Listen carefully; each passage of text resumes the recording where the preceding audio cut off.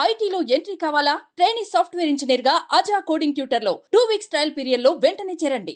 So రీసెంట్‌గా 'Lawrence Bishnoi' అని హ్మ్. సిద్దిక్‌ని కాల్ చంపేశారు. చేశారు. ఆ! ఇప్పుడు మళ్ళీ 'సల్మాన్ ఖాన్' కూడా హ్మ్. చాలా ఇబ్బందులు పడుతున్నారు. ఫుల్ సెక్యూరిటీని పెట్టుకొని. హ్మ్. ఆయనకు కూడా థ్రెట్ ఉందని కూడా ఆ! మనకు వినపడుతుంది. హ్మ్. దాన్ని ఏ విధంగా చూడొచ్చు? వాళ్ళని ఏ విధంగా చూడొచ్చు? 'లారెన్స్ బిష్నోయ్' అంటే రౌడీ షీటరా? లేకపోతే మావోయిస్ట్ అని చెప్పుకోవచ్చా? టెర్రరిస్ట్ అసలు ఏంటి అసలు ఆయన? లారెన్స్ బిష్నోయ్ ఇంతకుముందు యాక్చువల్‌గా ఒక స్టూడెంట్ లీడర్. నాకు తెలిసిన ఇన్ఫర్మేషన్ ఏంటి అంటే స్టూడెంట్ లీడర్. కొన్ని కేసుల వల్ల తన్ని జైల్‌లో ఏశారు. ఆ! ఎప్పుడైతే తన్ని జైల్‌లో ఏశారో తను ఒక నెట్‌వర్క్ క్రియేట్ చేసుకున్నాడు జైల్‌లోనే షూటర్స్‌ది. ప్రస్తుతం నాకు తెలిసి లారెన్స్ బిష్నోయ్ దగ్గర ఇండియా మొత్తంలో ఒక 800 మందో, 900 మందో షూటర్స్ రెడీగా ఉన్నారు. సో, అతను వాహ్! ఆల్రెడీ జైల్‌లోనే ఉన్నాడు కాబట్టి జైలు నుంచే ఆపరేట్ చేస్తున్నాడు మొత్తం. కొంతమంది అతన్ని హీరో అనుకుంటారు. కొంతమంది అతన్ని విలన్ అంటారు. ఏజ్ కూడా చాలా చిన్నది ఏజ్ కదండీ! కూడా చాలా చిన్నది. సో, అక్కడి నుంచి తను ఆపరేట్ చేస్తున్నాడు. కెనడాలో కూడా తన షూటర్స్ ఉన్నారు. ఖాళిస్తాన్‌కి అగెయిన్స్ట్ అంటాడు. కానీ వైలెన్స్ తన రూట్ అంటాడు. సో, ఇండియా మళ్ళీ ఎంకరేజ్ చేస్తుందని చెప్పుకోవచ్చు ఇలాంటి వాళ్ళని మళ్ళీ ఇంకా. ఇండియా చెప్పాలి అంటే. చూడండి, ఒక క్రైమ్ జరగడం పెద్ద విషయం కాదు. ఆ! ఇప్పుడు అంటే మొన్న 800 మంది షూటర్స్ ఇండియాలోనే ఉన్నారంటే, ఆ! ఆయన అండర్ కవరేజ్‌లో చాలా పెద్ద విషయం కదా ఇండియాలో అది. అంటే ఆయన నెట్వర్క్ మొత్తం ఇండియా, కెనడా ఈ 2 బేసెస్ మెయిన్‌గా. ఒక చోట ఉండరు కదా! పోలీసుల నుంచి తప్పించుకొని తిరుగుతూ ఉంటారు. ఆ! అందరూ 800 మెంబర్స్. ఆ 800 మెంబర్స్‌లో కొంతమంది కెనడాలో ఉంటారు. కొంతమంది ఇక్కడ ఉంటారు. కొంతమంది తిరుగుతూ ఉంటారు. తప్పించుకుంటూ తిరుగుతున్నారు. ఏ రోజైతే దొరుకుతారో మళ్ళా అందరూ లోపలికెళ్ళిపోతారు. హ్మ్. 800 షూటర్స్ ఉన్నారు. ఇందులో కూడా ఇంకొక విషయం మీరు గుర్తుపెట్టుకోవాల్సింది ఏంటి అంటే 800 మంది షూటర్స్ ఉన్నారని క్లెయిమ్ చేస్తున్నారు. అందులో ఎంతమంది ఇప్పటి వరకు షూట్ చేశారు? ఏదైనా క్రైమ్ చేస్తేనే కదా మీరు ఎవరినన్నా జైల్‌లో అంటే ఏయగలిగేది. ఉరి తీయొచ్చు కదా! ఎందుకు అలాంటి వాళ్ళని జైల్‌లో ఉంచటం? ఊరి ఆల్రెడీ జైల్లోనే ఉన్నాడు కదా! అదే ఉన్నారు కదా! ఎందుకు అవును. అలాంటి వాళ్ళని ఎందుకు పెంచి పోషించటం మళ్ళీ? పెంచి పోషించడం అంటే చూడండి ప్రతి దానికి తెలుసు అతను ఎంత పెద్ద డేంజరో. అతనికి ఉరి వెయ్యాలా? వేయకూడదా? అన్నది ఎవరి డెసిషన్? హ్మ్. Judiciary decision. హ్మ్. సో, జ్యుడిషియరీ వెయ్యాలి అని తీర్పిస్తే వేస్తారు ఇంక తప్పదు. సో, కోర్ట్ కసబ్ విషయంలో తీసుకుంది కదా ఆ డెసిషన్‌ని. కసబ్‌ది వేరు, ఇది వేరు గదా! హ్మ్. కసబ్‌దేంటి టెర్రరిజం. వేరే కంట్రీ నుంచి ఇక్కడికొచ్చి కామన్ పీపుల్ ఏ ఇప్పుడు సంబంధం ఇప్పుడు లేని ఏం వాళ్ళు చేస్తుంది కూడా అదే అని చెప్పుకోవచ్చు కదా ఇంకా. లేదు. ఇతనిది అది గదా! ఇప్పుడు కసబ్‌ది ఇంటెన్షన్ ఏంటి? హ్మ్. నేను ఎంతమంది నార్మల్ జనాల్ని చంపగలనో నేను చంపేస్తా. కాకపోతే లారెన్స్ బిష్నోయ్ విషయం ఏంటంటే ఇలాంటి వాళ్ళని వదిలేస్తే కూడా అదే కదా అయ్యేది ఇంక రేపు. అవ్వచ్చు. మీరే అన్నారు 800 మంది షూటర్స్ అంటే 800 మెంబర్స్ షూటర్స్ అంటే హ్మ్. రేపు జరగబోయేది కూడా అదే కదా ఇంకా. అయ్యుండొచ్చు. ఆ! ఖచ్చితంగా మీరు భయపడడంలో అస్సలు తప్పే ఆ! లేదు. మనం ఎక్కడ ఆపుతాం దీన్ని? మరి మీరు ఆ! యాస్ ఎ సొసైటీ మీరు దీన్ని టేకప్ చేస్తేనే గదా! కోర్ట్ అవును. అయినా చెప్పేది.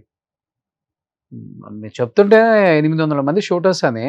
ఇండియన్ పాపులేషన్ మీరు చూసుకోండి 1.4 బిలియన్. హ్మ్. 1.4 బిలియన్‌లో 800 అంటే ఎంత? వాళ్ళు చాలండి నాశనం చేయటానికి. సో, అంత పెద్ద లీడర్‌నే. మీకు రౌడీ షీటర్లు ప్రతి సిటీలో ఉంటారు. హ్మ్. మీరు ప్రతి టౌన్‌లో మీకు ఎవరో ఒక రౌడీ షీటర్ ఉంటారా? ఉండరా? విషయం ఏంటి అంటే కొంతమంది రౌడీ షీటర్ల దగ్గర కొడవలుంటది. కొంతమంది రౌడీ షీటర్ల దగ్గర కత్తుంటది. కొంతమంది దగ్గర గన్ ఉంటది. వెపన్ ప్రొఫైల్ మారుతది గానీ మైండ్ సెట్ ఉన్నోళ్ళు మీకు ప్రతి సో, చోట సిద్దిక్ ఉంటారు. అంటే ఇప్పుడు పొలిటీషియన్ కాబట్టి 1,00,000 రీజన్స్ ఉంటాయి. హ్మ్. ఓకే. వాళ్ళు చంపేయటానికి. హ్మ్. వై 'సల్మాన్ ఖాన్' అసలకి? సల్మాన్ ఖాన్‌ది మెయిన్ స్టోరీ ఏమని జెప్తారు అంటే, ఒక బ్లాక్ బక్ కేస్ అని ఒకటుంది ఇంతకు ఆ! ముందు. బ్లాక్ బక్ అంటే బిష్నోయ్ కమ్యూనిటీ ఒకటుంది. ఆ బిష్నోయ్ కమ్యూనిటీ ఏంటంటే, వాళ్ళు నేచర్‌ని చాలా ఎక్కువ ప్రేమిస్తారు. ఎలా ప్రేమిస్తారంటే, బిష్నోయ్ కమ్యూనిటీలో ఒక ఆహ్, బ్లాక్ బక్ అంటే నల్ల ఆహ్, జింక అన్నమాట అది. ఓకే. కృష్ణ జింక కృష్ణ అని గూడా జింక ఆ! అప్పుడు ఆ! అవును. ఆ! అది కేస్ మీకు గుర్తుందా? గుర్తుంది. కృష్ణ జింక. ఆ కృష్ణ జింక ఎప్పుడైతే చనిపోతదో దాని దూడుంటుంది గదా! కాఫ్. దానికి అక్కడ వాళ్ళ ఆడవాళ్ళు వాళ్ళ పాలు తాపించేవారు. తల్లి కోల్పోతే ఆ కృష్ణ జింకని. ఓకే. సో, వాళ్ళు నేచర్‌ని అంత బాగా ప్రేమిస్తారు. వాళ్ళకి కొన్ని రూల్స్ ఉంటాయి. 17 రూల్సో ఎన్నో రూల్స్ ఉంటాయి ఆ కమ్యూనిటీకి. ఆ కమ్యూనిటీలో ప్రతి ఒక్కళ్ళు ప్రతి సంవత్సరం ఇన్ని చెట్లు నాటాలి. అక్కడున్న నేచర్‌ని దాన్నేమంటారు వెజిటేరియన్సే అయ్యుండాలి. అక్కడున్న నేచర్‌ని వాళ్ళు ప్రేమించాలి. సో, ఎప్పుడైతే ఆ కృష్ణ జింక కేస్‌లో సల్మాన్ ఖాన్ ఇరుక్కున్నాడో, అప్పటి నుంచి లారెన్స్ బిష్నోయ్ ఆ రీజన్ జెప్పి నేను సల్మాన్ ఖాన్‌ని చంపుతానని జెప్పి చెప్తున్నాడు. అది ఎంత నిజమో, దాని ఎనకాల ఏ మోటివ్ ఉందన్నది మనం కరెక్ట్‌గా చెప్పలేం గానీ, పైకి చెప్తున్న రీజన్ ఏంటి అంటే, ఆ కృష్ణ జింకని మేము చాలా దాన్నేమంటారు, ఆ కమ్యూనిటీకి ఒక చిహ్నం లాంటిదది. ఒక గుర్తు లాంటిది అది. సో, ఏమంటాడంటే, మా మెయిన్ గుర్తేదైతే ఉందో దాన్ని మీరు చంపేసారు గాబట్టి, ఇప్పుడు నేను నిన్ను చంపేస్తానని చెప్పి చెప్తున్నాడు. హ్మ్. అది యాక్చువల్ రీజనా? లేకపోతే పబ్లిసిటీ కోసం ఆ రీజన్ యూజ్ చేసుకుంటున్నాడా అన్నది టైం విల్ టెల్. మరి ఆయన చంపుతానని సిద్దిక్ని చంపేశారు. వీళ్ళిద్దరు బెస్ట్ ఫ్రెండ్స్ అని తెలిసి భయపెట్టాలన్న ఒక ఆలోచనతో ఏమైనా జరిగిందా? ఇంకొకటి ఏంటి అంటే ఈ మధ్య ఏది హై ప్రొఫైల్ మర్డర్ జరిగినా గానీ ఉమ్. వీళ్ళు దాని రెస్పాన్సిబిలిటీ తీసేసుకుంటున్నారు. దాన్ని ఒకసారి ఎంక్వైరీలో కంప్లీట్ అయితే గానీ నిజంగానే లారెన్స్ బిష్నోయ్ చంపించాడా లేకపోతే వేరే వాళ్ళు ఎవరైనా ఇప్పుడు ఒక పొలిటీషియన్ అన్నప్పుడు చాలా డీలింగ్స్ ఉంటాయి చాలా మందితో, చాలా శత్రువులు కూడా ఏర్పడతారు. సో ఇతను ఫేమ్ కోసం ఇతను నేనే చంపా అని చెప్పుకుంటున్నాడా లేకపోతే నిజంగా చంపాడా అన్నది కూడా మీరు ఎంక్వైరీ అయిన తర్వాతే మీకు తెలుస్తుంది. సో ప్రస్తుతానికి ఇప్పుడు ఏంటి, వాళ్ళు క్లెయిమ్ చేశారు మేమే చంపాము అని, కానీ అది నిజమా కాదా అన్నది పోలీస్ ఎంక్వైరీ తర్వాతే తెలుస్తుంది. ఓకే. అసలు ఎన్ని గ్రేడ్స్ ఉంటాయండి మిలిటరీలో కూడా? అసలు మిలిటరీలో మీకు ఎలాగంటే మీకు అర్థం కావడానికి నేను మీకు ఒక ఈజీ విషయం చెప్తాను. Let's equate it to police force. Police Okay. ఫోర్స్తో ఒకసారి మనం కంపేర్ చేసుకుందాం మనకు అర్థం చేసుకోవడానికి. ఇద్దరిది చాలా డిఫరెంట్ డ్యూటీస్ వేరువేరుగా ఉంటాయి, కానీ అర్థం చేసుకోవడానికి చెప్తాను. ఎందుకంటే పోలీస్ ఏవైతే ర్యాంక్స్ వచ్చినాయో వాళ్ళు ఏవైతే స్టార్స్ అవి పెట్టుకుంటారో అవి మిలిటరీ నుంచే వచ్చినాయి. సో బేసిక్గా ఫస్ట్ మీకు ఒక సోల్జర్ని తీసుకుందాం. ఒక సోల్జర్ని మీరు ఎలాగ అనుకోవచ్చు అంటే ఒక కానిస్టేబుల్ అనుకోవచ్చు. ఒక హెడ్ కానిస్టేబుల్ని మీరు దేంతో కంపేర్ చేసుకోవచ్చు ఆర్మీలో? ఒక హవల్దార్. హవల్దార్ ఎప్పుడు అవుతారు మీరు? మీకు ఒక 15-16 ఇయర్స్ ఎక్స్పీరియన్స్ సోల్జర్గా మీరు ఎంటర్ అయ్యి ఒక 15-16 ఇయర్స్ చేస్తే అప్పుడు మీరు హవల్దార్ అవుతారు. హవల్దార్ అయిన ఫస్ట్ మీకు రెస్పాన్సిబిలిటీస్ రావడం ఎప్పుడు స్టార్ట్ అవుతుంది అంటే మీరు హవల్దార్ అయినప్పుడు మీకు రెస్పాన్సిబిలిటీస్ ఇవ్వడం స్టార్ట్ అవుతుంది. అంటే మీ కింద ఒక టీం ఇవ్వడం. ఈ ఫస్ట్ ఉన్న పర్సన్ బోర్డర్ లోనే ఉంటాడా? అందరికి ఎలా, అందరూ బోర్డర్ లో ఒకేసారి ఉండరు. ఇప్పుడు ఫర్ ఎగ్జాంపుల్ 100 మంది ఉన్నారు అనుకున్నాం ఇండియన్ ఆర్మీలో. బోర్డర్స్ దగ్గర 60% ఉంటారు. 40% మీకు సికింద్రాబాద్ లో కూడా మీకు కంటోన్మెంట్స్ ఉన్నాయి, పూణేలో మీకు కంటోన్మెంట్స్ ఉన్నాయి.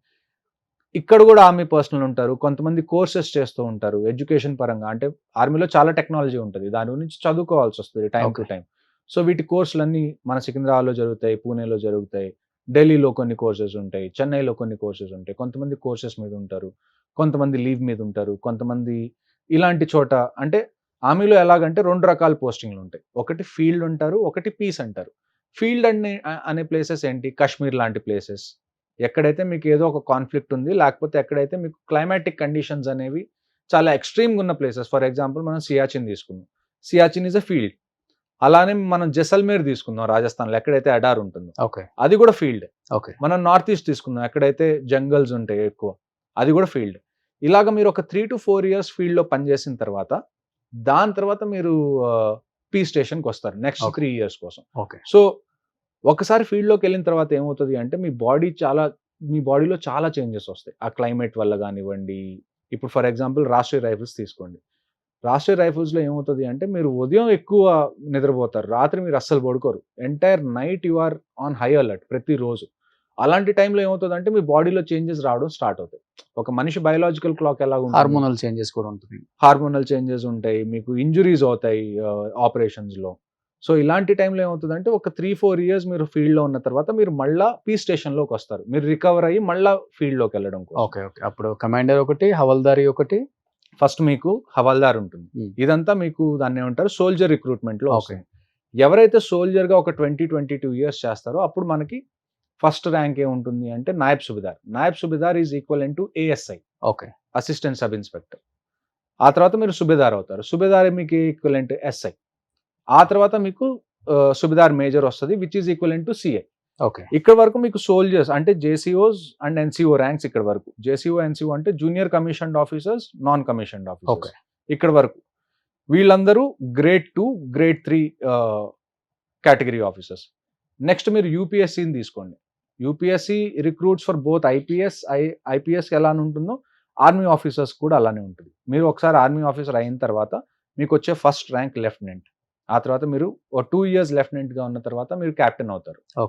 క్యాప్టెన్గా 4 years చేసిన తర్వాత మీరు మేజర్ అవుతారు.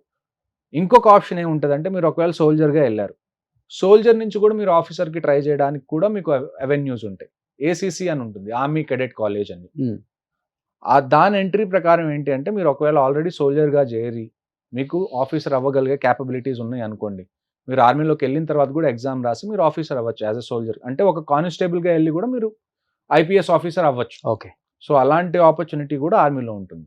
సో బేసిక్గా మీరు గుర్తుపెట్టుకోవాల్సింది ఏంటంటే 3 వింగ్స్ ఉంటాయి, సోల్జర్స్, జేసీఓస్ అండ్ ఆఫీసర్స్. ఓకే. ఈ 3 కాంపోజిషన్స్, ఈ 3 వేర్వేరు branches. So major colonel, lieutenant colonel వీళ్ళందరూ ఆఫీసర్స్ కిందకి వస్తారు. Okay. Grade 1 gazetted officers of central government. Okay. So highest అంటే అదేనా, Highest lieutenant general. Colonel? Highest general, General. సేనాధిపతి, సేనాధ్యక్షులు ఉంటారు కదా. ఓకే. ఇంతకు ముందు మన జనరల్ బిపిన్ అవును, రావత్ అవును, గారు అవును. ఉండేవాళ్ళు. ఇప్పుడు జనరల్ ద్వివేది గారు ఉన్నారు, ఉపేంద్ర ద్వివేది గారు. ఓకే. ఈయన మొత్తం ఆర్మీ మొత్తానికి హెడ్ ఎవరైతే ఉంటారో ఆయన కూడా లెఫ్టినెంట్ ర్యాంక్ నుంచి స్టార్ట్ చేయాలి. ఓకే. ఎవరైతే ఆర్మీకి ఇప్పుడు వరకు హెడ్స్ ఎవరైతే ఉన్నారో అందరు లెఫ్ట్ నుంచి స్టార్ట్ చేసి 30-35 ఇయర్స్ తర్వాత వాళ్ళు జనరల్ ర్యాంక్ అవుతారు.